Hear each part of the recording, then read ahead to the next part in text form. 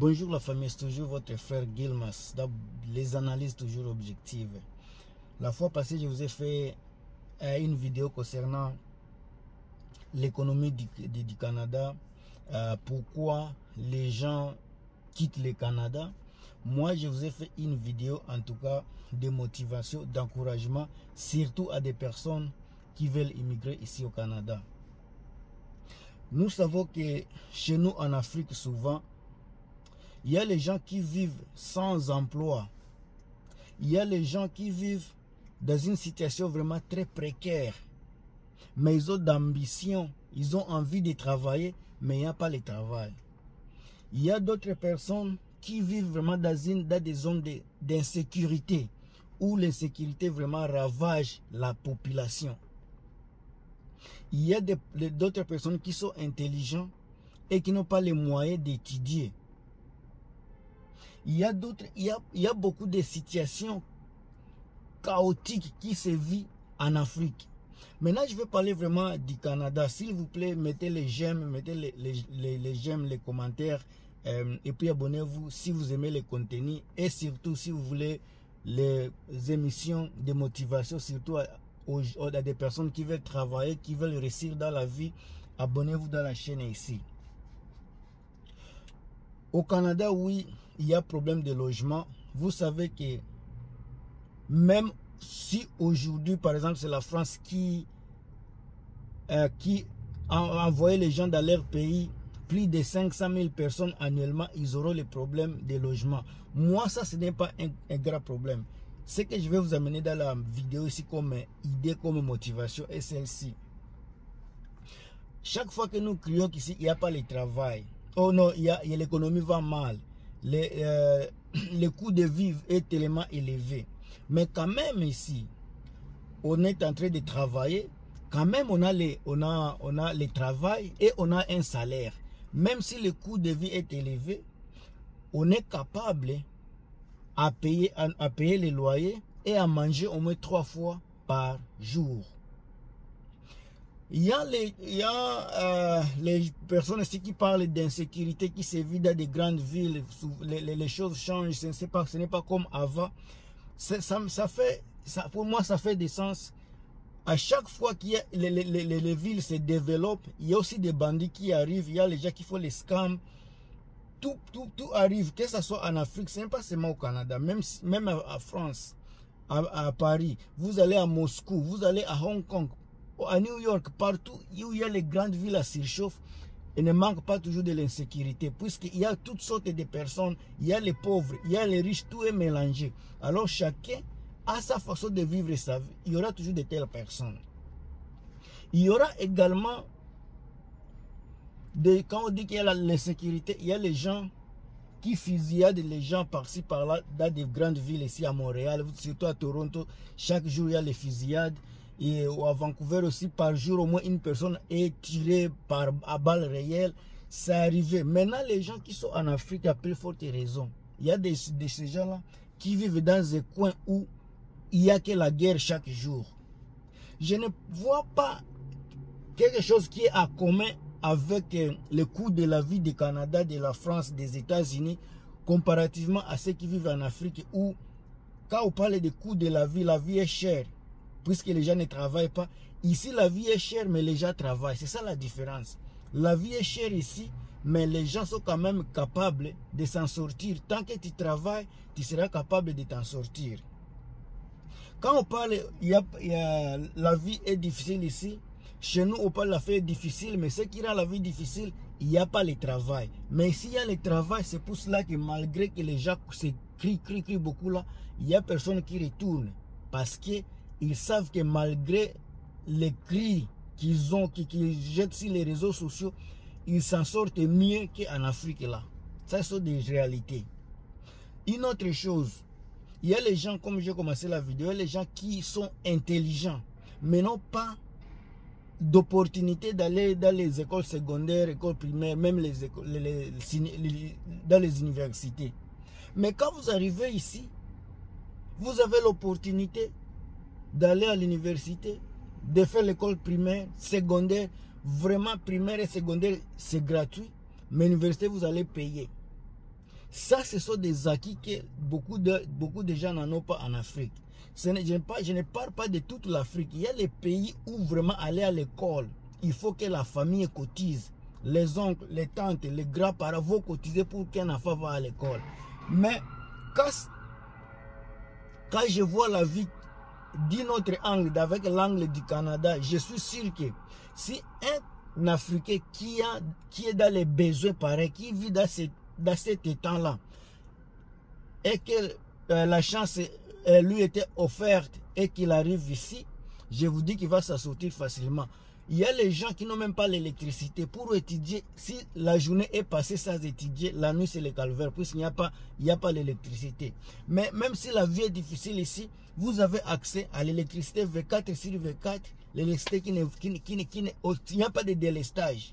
Donc quand on parle des coûts de la vie, quand on parle des coûts de la vie, il y a des paramètres auxquels il faut regarder. Les gens qui vivent par exemple aujourd'hui au Cameroun, quand on parle des coûts de la vie au Cameroun, il y a les gens qui vont dire la vie est difficile. Ces gens-là n'ont pas le travail. Qui sont au Cameroun ne travaillent pas.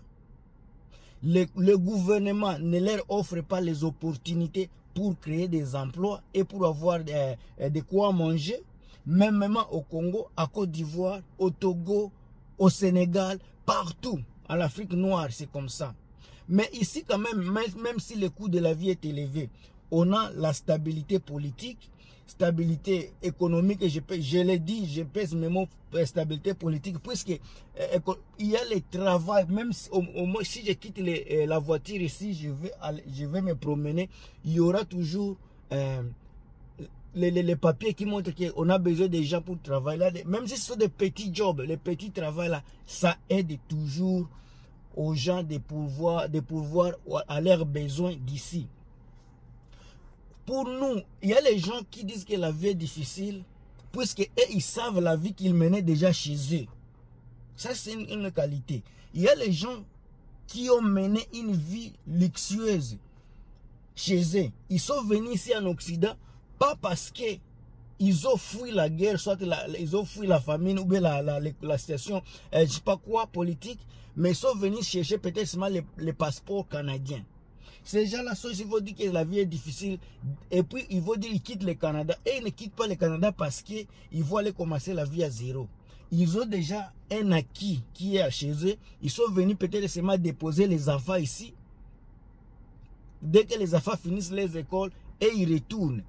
Ces gens-là ne sont pas comme toi. Il y a les gens là qui sont bien assis chez eux. Ils ne viennent pas ici comme nous là, on vient se chercher, on vient commencer à zéro.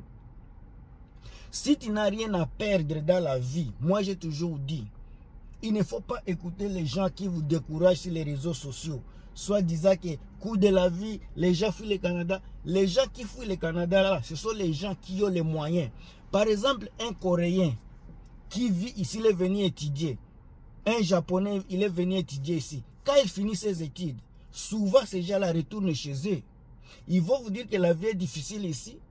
Mais quand ils retournent chez eux là, ils ne retournent pas aller commencer à zéro. Ils ne retournent pas aller cultiver les champs. Ils peuvent cultiver comme des entrepreneurs, mais vous comprenez de quoi je parle. Mais il y a Africains là du Sénégal, des Togo, des Mali, des Guinée. Il faut qu'ils disent que la vie est difficile ici. Si tu quittes ici pour dire que chez toi là, la vie est mieux. Il y a beaucoup de gens qui retournent en Afrique et deviennent des fous, hein, fous. Puisque, même si la vie est difficile ici, l'assistance sociale est là. Ce n'est pas assez, mais quand même il y en a. Si par exemple, par mois, tu es sur assistance sociale, tu ne travailles pas,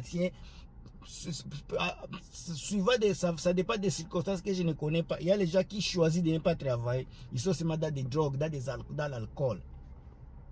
Ils préfèrent l'assistance sociale. Et si on vous donnait l'assistance sociale par exemple, de $700 par mois, la personne là va pleurer, va dire que la vie est difficile. Puisque avec $700, c'est impossible de vivre au Canada. Mais si tu as le salaire minimum de $16, je dis seulement $16, ici à Vancouver c'est 16,75. Laissez-moi embellir ça à $20. Un salaire moyen de $20 par mois et par heure. Donc ça veut te dire 8 heures d'état, tu as 160 $ par jour. Multipliez ça fois 10, parce qu'on paye toutes les 2 semaines. 5 jours, 5 jours. Donc, ça sera 1600. Si on prélevait les taxes, vous aurez peut-être 1200, 1300 qui va vous rester. Donc, dans un mois, vous aurez à peu près 2500 $. Disons que vous avez 2500 par mois. Et si, même si tu es en Vancouver où le coût de la vie est élevé, avec 2500, si tu as un colocataire avec 1000 $, soit 800 $, tu peux payer une chambre avec un colocataire. Et puis vous avez le reste d'argent comme 1700 $. Je dirais que l'autre 700 $, c'est pour les besoins mensuels, les transports inclus. Et vous aurez 1000 $ à épargner. Mais si vous vivez par exemple à Winnipeg, au Nouveau-Brunswick, avec 2500 $ mensuels, 20 $ que vous avez, 2500 $ après les taxes que vous avez à main, une chambre là, si tu es seul, une chambre c'est déjà à peu près 800 $. Ça dépend également de là où tu vis. 1800 $. 1800 $, si tu mets aussi là, encore 700 $ pour les besoins mensuels, vous avez encore à peu près 1000 $ que vous pouvez toujours garder. Même si la vie est difficile ici, vous pouvez épargner de l'argent comparé à celui qui a une vie difficile chez nous au Congo et incapable d'épargner l'argent. Ce sont des réalités, il faut faire vraiment la part des choses. La vie est difficile ici en Occident. Le coût de la vie, logement, toutes ces choses-là sont difficiles. Mais ce qui les rend un peu bien, tant que tu as un travail, ça c'est selon moi, tant que tu as un travail, tu n'auras pas de difficultés à payer les loyers, puisque la grande chose ici à payer, c'est les loyers, votre logement. Dès que tu es capable de payer ton logement, je vous assure que vous n'aurez pas de problème de vous en sortir ici, tant que vous ne tombez pas malade. Ce sont des réalités. Je sais que les coûts de la vie, quand on parle des coûts de la vie, la nourriture, le transport, c'est cher au Canada. Mais il faut regarder, est-ce que c'est cher? Vous n'avez pas le travail? Si vous avez du travail, est-ce que les salaires que vous avez, ça vous suffit pour payer les besoins, votre besoin mensuel? Si ça vous suffit, oui, vous allez dire que c'est bien. Les gens qui disent que le coût de la vie est élevé, je ne sais pas, c'est tellement élevé, oui. Mais quand nous, on compare avec la vie qu'on a vécue en Afrique, on va dire que c'est cher parce que chez nous, là, tu vis beaucoup de gens qui disent ça, ils vivaient en Afrique, par exemple, chez leurs parents. Ils dépendaient de leurs parents. Alors, et ils ne payaient rien. En arrivant ici, vous prenez des responsabilités. Avec le peu de moyens que vous avez 2500 par mois, après les taxes. Tout ce que vous avez à main après les dépenses, vous avez par exemple 500 $.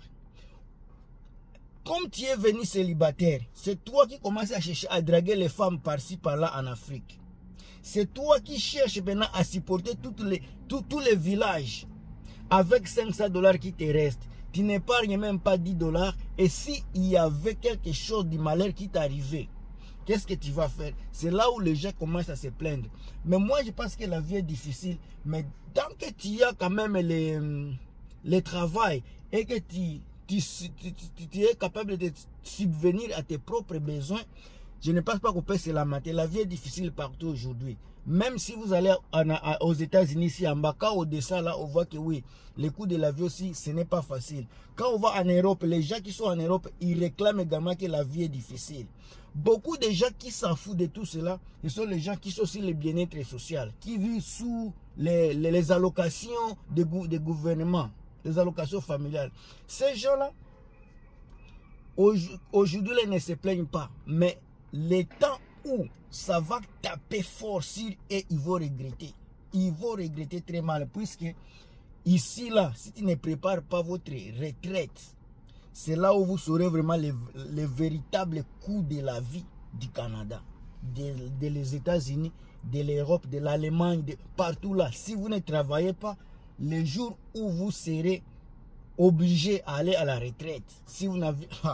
ça va faire mal. Moi, je vais arrêter la vidéo ici. Partagez la vidéo, commentez. C'était seulement un petit partage entre moi et vous. Je pense qu'on est dans les bons. On se revoit très prochainement. À plus.